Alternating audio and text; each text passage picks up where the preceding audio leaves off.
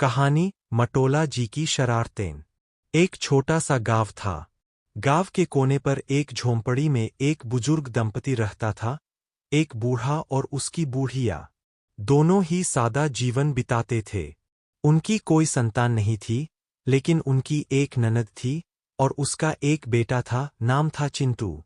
बूढ़ा बूढ़ी उसे अपने पास ही रखते थे, क्योंकि उन्हें लगता था कि वही उनकी बुढ़ापे की लाठी बनेगा। लेकिन चिंटू बहुत ही शरारती था। इतना शरारती कि उसकी शरारतें सुनकर पूरा गांव हंस पड़ता।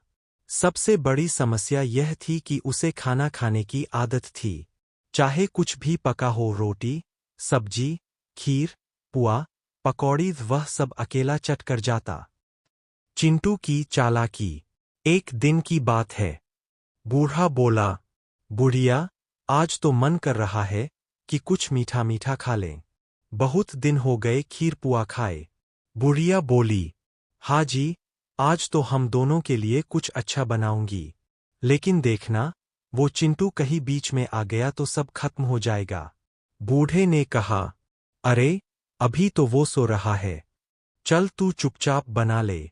बुलिया ने धीरे धीरे आटा गूंथा, पुआ बनाया, दूध में खीर चढ़ाई। सारा घर पकवानों की खुशबू से महक उठा। लेकिन चिंटू कहाँ का साधारण लड़का था। वो तो झूठमूठ आंखें बंद करके सोने का नाटक कर रहा था। जैसे ही बूढ़िया पानी लेने बाहर गई और बूढ़ा खेत देखने चला गया, चिंटू चुपके से उठा और बोला, अरे वाह, आज तो मजा आ गया। खीर भी, पुआ भी।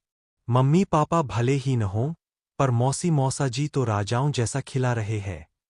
और फिर उसने सब कुछ ऐसे खा लिया जैसे घर में भूखों की सेना आ गई हो। बूढ़ा बूढ़ी की हैरानी। जब दोनों वापस लौटे तो देखा थालियां खाली। बुलिया ने माथे पर हाथ मारा, अरे राम, ये सब कहाँ गया? बूढ़ा बोला, मैंने तो हाथ भी नहीं लगाया, तू भी बाहर थी। फिर ये सब पकवान किसने उड़ा दिए?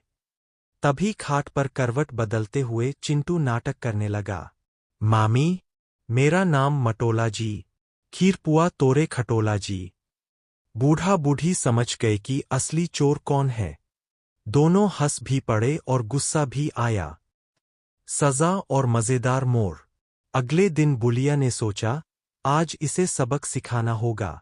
उसने फिर खीर पुआ बनाया, लेकिन इस बार नमक भर भर के डाल दिया। जैसे ही दोनों बाहर निकले, चिंटू फिर से उठा और सब खाने लगा। लेकिन पहला ही कौर मुंह में डालते ही उसकी आंखें चौड़ी हो गईं।